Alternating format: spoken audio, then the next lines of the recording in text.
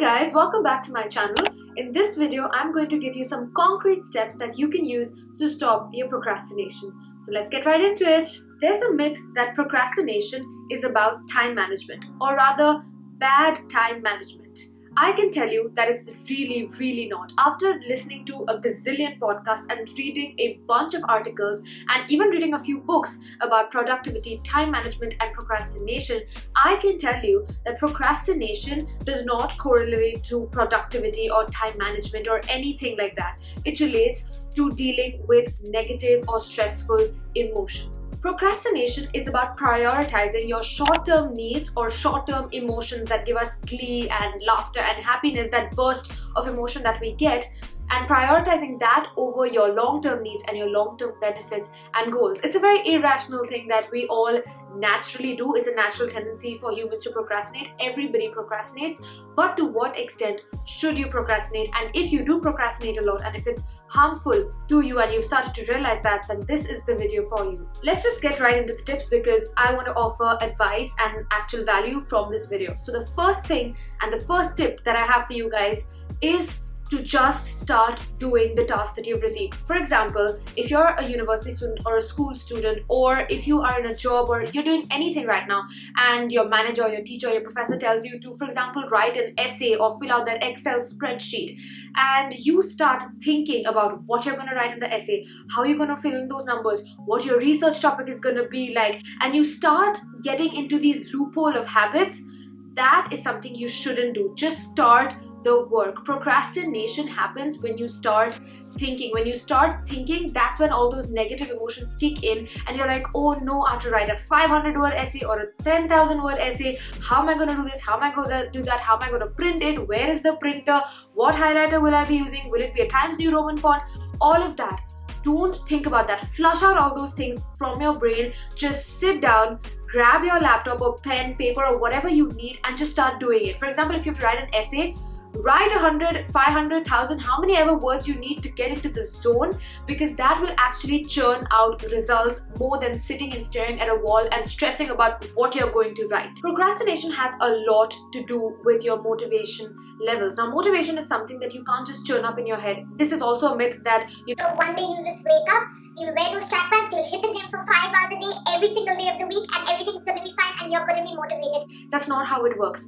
Motivation only comes through action. Your actions will get you motivated to keep working. If you struggle with just sitting down on your desk and writing that essay or doing whatever task you have to do, take your phone or laptop or whatever and set a timer for like 5 minutes, 10 minutes, maybe 15 minutes to get in the zone. Once you start working, you will realize that you're actually doing the task well, and that will motivate you enough to carry forward with the task and get your work done. The next tip that I have for you is about finding your time. Now, personally, I'm not really a morning person, so I keep a lot of the important tasks that I do towards the evening or the night because I find myself working very well during those hours. But it's not that I don't work in the morning. I do, but I try to focus tasks that are, a little mediocre, not very pressuring or urgent in the morning. So my tip for you is find a time of the day that works best for you. For a lot of people, it's in the morning. And if it's in the morning for you, get up, sit down at your desk and start working. Keep the most important and big tasks of your day for that hour. Relating to the previous point, I would say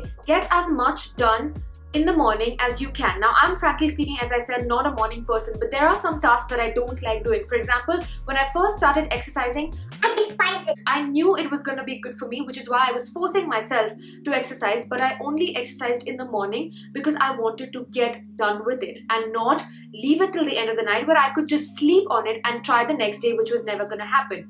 So basically, whatever is your important task, get it done the first thing in the morning. One of the biggest distractions that we face today is our phone and social media, and I have a bunch of tips within this whole genre for you guys. The first tip would be to make your display screen on your phone black and white. In iPhones, I know there is a setting where you can just go and change from color to black and white. I have no idea what works in other phones, but I'm sure there will be a setting which basically makes your phone less attractive to look at. Now, normally when your phone is colorful, you want to scroll through Instagram, you want to see your feed even though there's nothing new on it because you just checked it 30 seconds ago. But if you make your phone black and white, which is what I've started doing recently, it really helps you not look at your phone because let's face it, that's just plain dull. If you're still tending to look at your phone after making it black and white, then just hide it in a drawer, keep it in another room, put it under your bed, do anything, give it to a friend, give it to a person, do anything to take that phone physically away from you so that you're not compelled to look at it every 10 seconds.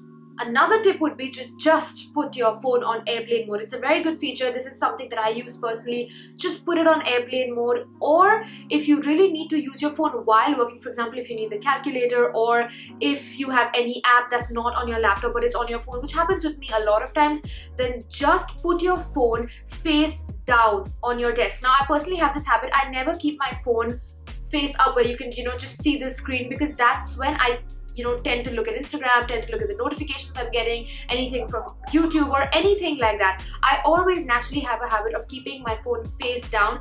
That makes you concentrate on what you're doing and feel less distracted. The next tip would be to create a workable space for you. In this tip, I would like to tell you, don't study on your bed. Just do not do that. Whenever you find yourself going towards your bed, get up, get into another room, go for a walk, do anything, but do not study on your bed. It's not productive at all.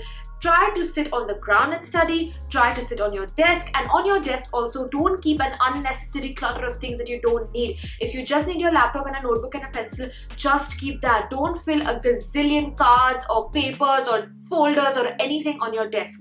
Keep it clutter free. I'm telling you, it keeps your brain clutter free and makes you want to work more. Work alone. Always try and work alone, unless you're in a group project where you need to collaborate or teach someone or learn someone from something or all of that.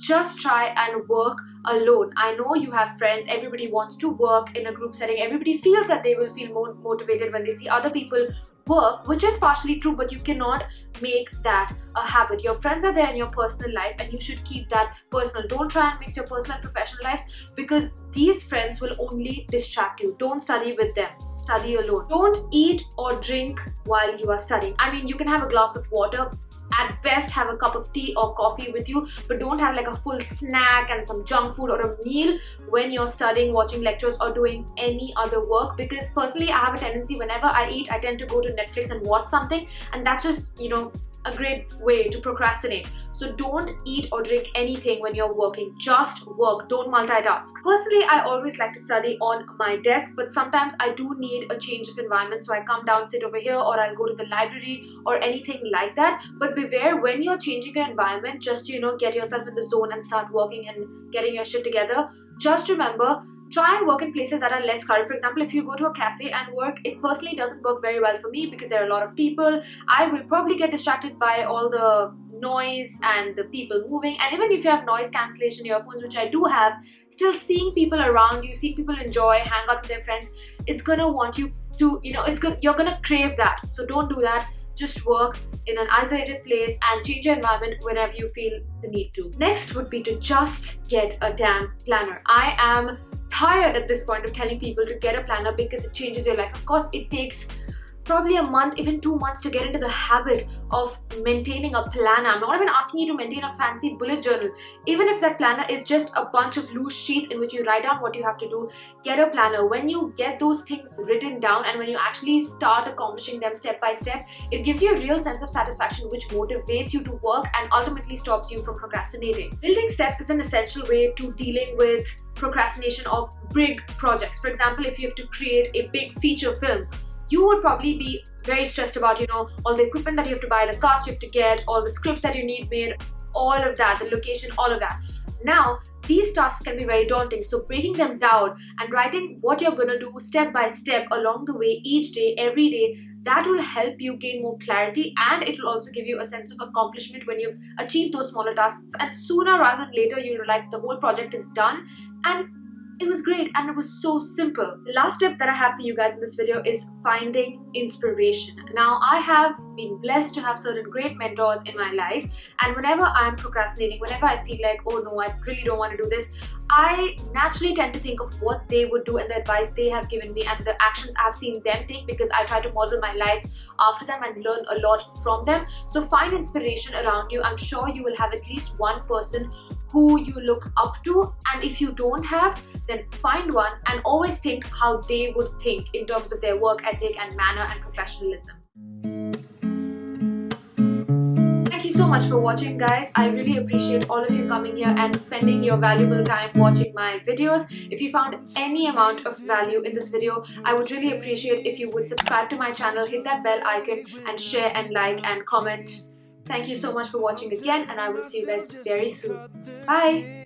But I don't know why I'm still sleepless for days. So tell me, what else do you need? When you tell me that you need to breathe, your heart's drifted away with the turtles that we freed.